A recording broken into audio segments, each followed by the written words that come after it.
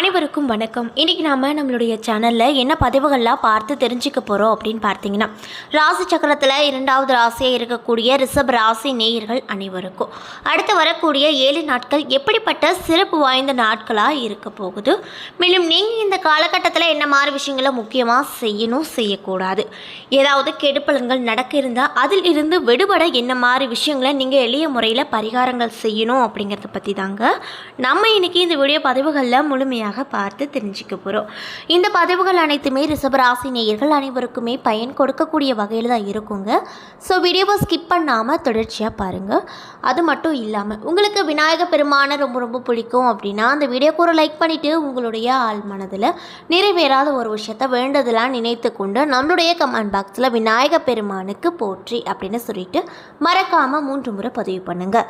நீங்கள் இந்த தருணத்தில் அவரை நினைத்து இப்படி ஒரு விஷயம் செய்யும்போது கண்டிப்பாக நீங்கள் என்ன விஷயம்லாம் நடக்கணும் அப்படின்னு சொல்லி வேண்டுதல் வைத்தீங்களோ அந்த விஷயங்கள் அனைத்துமே அவர் கூடிய விரைவில் கண்டிப்பாக நடத்தி வைப்பார். ஸோ நம்பிக்கையோடு அந்த ஒரு விஷயத்தை செஞ்சு பாருங்கள்.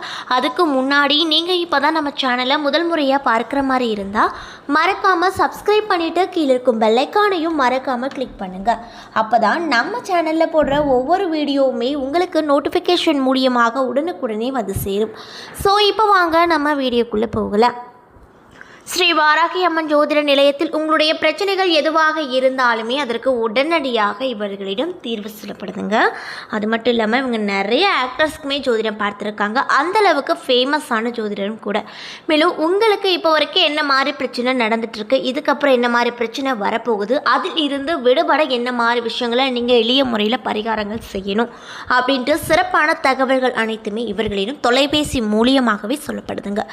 ஸோ நீங்களும் உங்களுக்கு இருக்கக்கூடிய பிரச்சனைகளுக்கு தீர்வு காணணும் அப்படின்னு நினச்சா டிஸ்கிரிப்ஷனில் அவங்களுடைய கான்டாக்ட் நம்பர் ஆட் பண்ணியிருக்கோம். ஸோ மறக்காமல் தொடர்பு கொண்டு பயன்பெற்றுக்கோங்க. கால புருஷனுக்கு ரிஷப ராசி அப்படிங்கிறது 2வது ராசியாக இருக்குது. இது ஒரு பெண் ராசி அப்படின்னு சொல்கிறாங்க.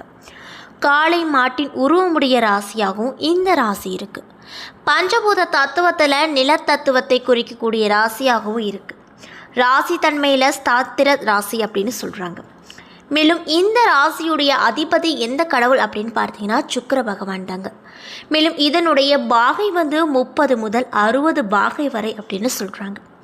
சந்திர பகவான் உச்சம் அடைவது கூட இந்த ராசியில் தான். மேலும் கார்த்திகை நட்சத்திரத்தின் 2, 3, 4 பாதங்கள், ரோகிணியின் 1, 2, 3 பாதங்கள், மிருகசீரிஷத்தின் 1, 2 பாதங்கள் என நட்சத்திரங்கள் இந்த ரிஷப ராசியில் அடங்கியிருக்கு. அது மட்டும் இல்லாமல் இந்த ராசிக்காரங்க பொறுமைசாலிகளாக இருப்பாங்க. செய்யக்கூடிய வேலைகளை தெளிவாகவும் அறிவாலும் நேர்த்தியாகவும் செய்து முடிப்பாங்க. குடும்பத்தாரிடம் அதிக அன்பு செலுத்தக்கூடிய நபர்களாகவும் இந்த ரிஷப ராசி நேயர்கள் காணப்படுவாங்க. மேலும் குடும்ப சுமைகளை சுமக்கக்கூடியவங்களாக இருப்பாங்க. ஆன்ம பலம் உடையவர்களாகவும் காணப்படுவாங்க. கடின உழைப்பாளிங்க மட்டும் இல்லாமல் நம்பிக்கை கதாபாத்திரமாகவும் இருப்பாங்க. ரிஷபராசிக்காரங்களுக்கு வெண்மை, பச்சை, சாம்பல் நிறம் போன்றவை நன்மை தரக்கூடிய நிறங்களாக இருக்குது. சிவப்பு, மஞ்சள், நீலம் போன்றவை இவர்களுக்கு ஆகாது.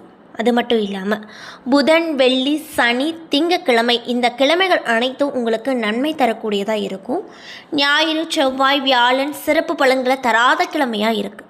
மேலும் இந்த ராசியில் எந்த ஒரு கிரகமும் நீச்சம் அடைவதில்லை அப்படின்னு சொல்லப்படுது. மேலும் இந்த ரிஷபராசிக்காரர்களுக்கு இருக்கக்கூடிய சிறப்பான குணங்கள்லாம் என்ன அப்படின்னு பார்த்தீங்கன்னா, குறிக்கோள் உடையவங்களாக இருப்பாங்க, அன்பானவங்களாக காணப்படுவாங்க, நம்பிக்கை உடையவர்களாக இருப்பாங்க, சகிப்புத்தன்மை உள்ளவர்களாக இருப்பாங்க, தியாகம் செய்பவர்களாக காணப்படுவாங்க, கலையில் ஆர்வமுடையவர்களாக இருப்பாங்க, கடவுள் பக்தி அதிக அளவில் கொண்டிருப்பவர்களாக இருப்பாங்க, நீதி நேர்மையை கடைபிடிக்கக்கூடியவங்க மட்டும் இல்லாமல் எளிதில் உணர்ச்சி வசப்பட மாட்டார்கள். மேலும் இந்த ரிஷப ராசியில் இருக்கக்கூடியவங்க ஒரு சில விஷயத்தெல்லாம், அதாவது அவங்களுக்கு இருக்கக்கூடிய சில குணங்களை எல்லாம் மாற்றிக்கிட்டீங்க அப்படின்னா அதில் நல்ல பலன் உங்களுக்கு கிடைக்கும் அப்படின்னு சொல்கிறாங்க.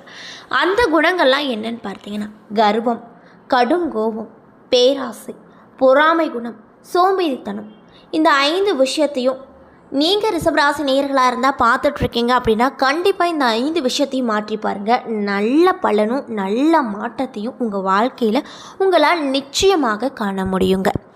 அப்படிப்பட்ட ரிஷபராசி நேயர்கள் அனைவருக்கும் அடுத்து வரக்கூடிய 7 நாட்கள் எப்படிப்பட்ட சிறப்பு வாய்ந்த நாட்களாக இருக்க போகுது அப்படிங்கிறத பற்றி தாங்க நம்ம இன்றைக்கி இந்த வீடியோவில் முழுமையாக பார்த்து தெரிஞ்சுக்க போகிறோம்.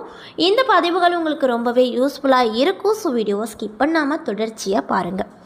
திருக்கணித பஞ்சாங்கத்தின் படி நவ கிரகங்களின் சஞ்சாரத்தை பார்ப்பதால் சூரியன் சிம்ம ராசியில் இருக்கார், செவ்வாய் மிதன ராசியில் அமர்ந்திருக்காரு, புதன் சிம்ம ராசியில் நிற்கிறாரு, ரிஷபத்தில் குரு சஞ்சரிக்கிறாரு, சுக்கிரன் கன்னி ராசியில் அமர்ந்திருக்காரு, மேலும் கும்பத்தில் சனி பகவான் இருக்காரு, மீனத்தில் ராகு பகவான் இருக்காரு, கன்னியில் கேது பகவான் இருக்காரு.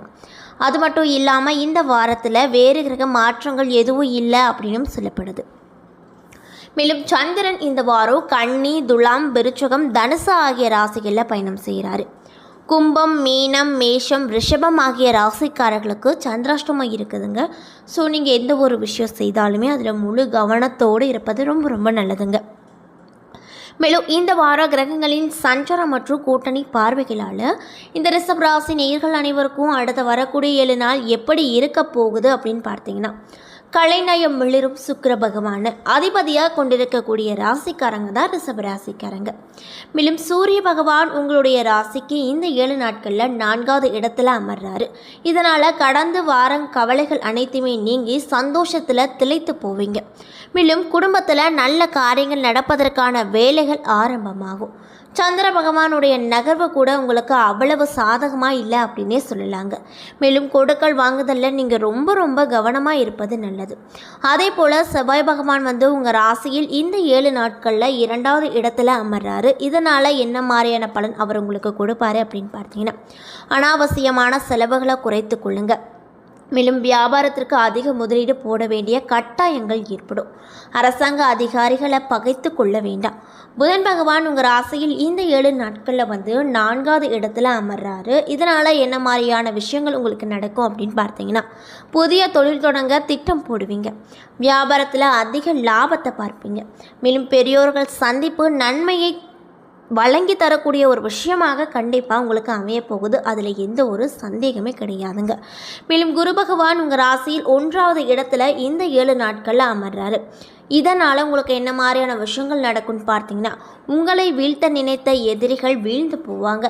மேலும் செல்வம் செல்வாக்கு அதிகரிக்கும். வேலை செய்யும் இடத்துல நல்ல மரியாதை கிடைக்க பெற்று ரொம்பவே மன மகிழ்ச்சியோடு நீங்கள் இந்த காலகட்டத்தில் கண்டிப்பாக காணப்படுவீங்க. அது மட்டும் இல்லாமல் சுக்கிர பகவான் உங்கள் ராசியில் இந்த 7 நாட்களில் 5ஆம் இடத்துல அமர்றாரு. இதனால் கூட்டு தொழில் அதிக லாபத்தை கொடுக்கும். ரியல் எஸ்டேட் தொழிலில் புதிய நிலையை எட்டுவீங்க. மேலும் சனி பகவான் உங்கள் ராசியில் இந்த 7 நாட்களில் 10வது இடத்துல அமர்றாரு. இதனால் வருகின்ற வாய்ப்பை தவற விடாதீங்க.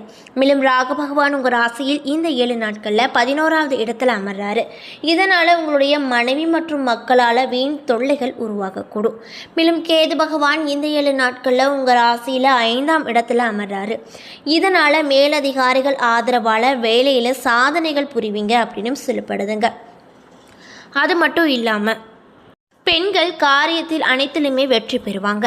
கலைத்துறையில் இருக்கக்கூடியவங்களுக்கு போட்டிகள் அனைத்துமே அகல போகுது. அரசியல் துறையில் இருக்கக்கூடியவங்களுக்கு எதிர்ப்புகள் அனைத்தும் நீங்க போகுது. மாணவர்களுக்கு வீண் அலைச்சலை குறைத்து கொண்டு கல்வியில் கவனம் செலுத்துவது ரொம்ப ரொம்ப நல்லதுங்க. மேலும் குடும்பத்தில் இருப்பவர்கள் உங்கள் யோசனையை கேட்டு நடந்து கொள்வது மனதிற்கு திருப்தியை கொடுக்கக்கூடிய வகையில் அமையக்கூடும். அது மட்டும் இல்லாமல் உங்களுடைய பிள்ளைகளுக்கு தேவையான பொருட்களை வாங்கி கொடுத்து மகிழ்ச்சி அடைவீங்க. விருந்தினர் வருகை இருக்கும். தந்தை வழியில் இருந்து வந்த கருத்து மோதல்கள் அனைத்தும் நீங்கும். அது மட்டும் இல்லாமல் நீங்கள் இந்த காலகட்டங்களில் என்ன மாதிரி விஷயங்களை பரிகாரமாக செய்யணும் அப்படின்னு பார்த்தீங்கன்னா, மாரியம்மனை பூஜித்து வணங்கி வர எல்லா நன்மைகளும் உங்களுக்கு உண்டாகும். மன நிம்மதி பிறக்கும். ஸோ நீங்கள் ரிஷபராசி நேயர்களாக இருந்தால் மறக்காமல் இந்த ஒரு விஷயத்தை செய்து பாருங்கள். நல்ல பலனே மாரியம்மன் உங்களுக்கு கண்டிப்பாக கொடுப்பாங்க. மேலும் உங்களுக்கு அதிர்ஷ்டமான கிழமைகள் திங்கள், புதன், வெள்ளி அப்படின்னு சொல்லப்படுதுங்க. என்ன நண்பர்களே, இந்த வீடியோ பதிவுகளில் ரிஷபராசி நேயர்கள் அனைவருக்கும் அடுத்து வரக்கூடிய 7 நாள் எப்படிப்பட்ட சிறப்பு வாய்ந்த நாட்களாக இருக்க போகிறது என்பதை பற்றி தெளிவாக இந்த வீடியோவில் பார்த்துருப்போங்க. இந்த பதிவுகள் உங்களுக்கு ரொம்பவே பயன் தரக்கூடிய வகையில் தான் அமைய பெற்றிருக்கும்.